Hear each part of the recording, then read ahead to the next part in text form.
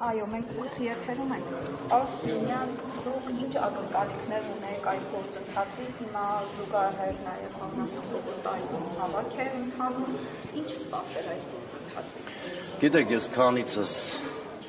իմ կարծիքը արտահայտել եմ, իմպիչմենտի գործընթացին ես դեմ չեմ, որովհետև ամբողջովին կառավարությունը ձախողել է իր ծրագիրը, ավելին ասեմ, մենք բացահայտ պայքար ենք տեսնում հանրապետության քաղաքական, քաղաքակրթական ինքնության դեմ։ Այս առումով բնականաբար ես դեմ չեմ կարող լինել իմպիչմենտի գործընթացին։ Մյուս կողմից, իմպիչմենտի գործընթացը հնարավոր է, եթե գոյություն ունի համաժողովրդական հուժկու շարժում։ Ինքնին հասկանալի է, որ առանց նման շարժման իմպիչմենտի գործընթացը հաջողվել չի կարող։ Երրորդ կարևոր բանը, որ պիտի ասեմ, դա այն է, որ իմպիչմենտի գործընթացը պետք չի միայն վերջնարդյունքի տեսակետից դիտարկել, հա։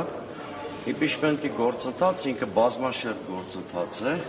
որը առաջին հերթին ընդդիմությանը թույլ է տալու օրակարգ թելադրել։ Ասում եմ,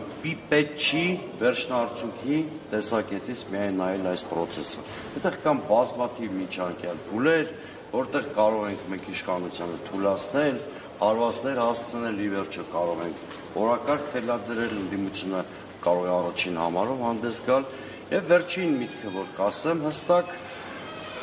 երբեք չի կարելի հակադրել իրար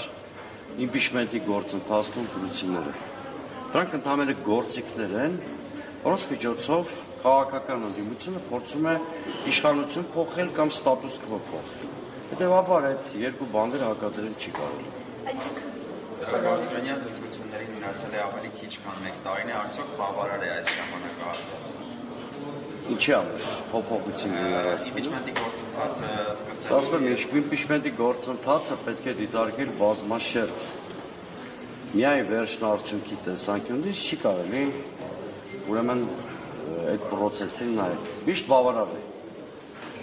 Եթե ընդդիմությունը ունի ստրատեգիա, որտեղ իմպիչմենտը ոչ թե նպատակ է, այլ գործիք է, երբեք ուշ չի։ Ավելին ասեմ, երկու զույգ խմբակցությունները խորհրդարանական նման առաջադրանք ունեն ժողովրդից։ 2021-ին նրանք մանդատ են ստացել բացառապես իմպիչմենտի գործընթաց հարուցելու կամ Նիկոլ Փաշինյանի իշխանությունից հեռացնելու համար։ Կմիավորվեն բանսուներին։ Ես չեմ ուզում կանխատեսել ընդդիմադիր ամենամեծ խմբակցության վարքագիծը, չեմ կարող վստահ ասել, դրանք ստորագրություններ կդնեն, թե չեն դնի։ Ամեն ինչ կախված է իմպիչմենտի գործընթացը նախաձեռնող